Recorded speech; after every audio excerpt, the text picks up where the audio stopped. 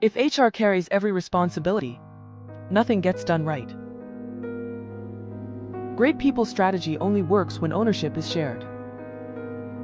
Here are 5 roles HR leads. 1. Strategic talent. Hiring fast isn't strategy.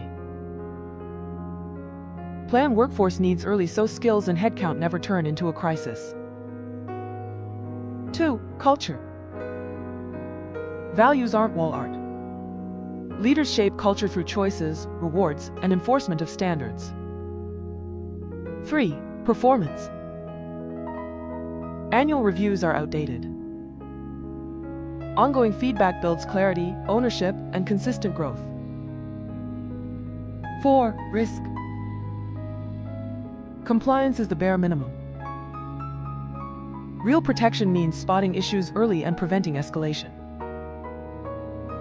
5. Support. Employees don't develop through handholding. Managers need resources to lead with confidence and push teams forward. Which of these is weakest in your company right now?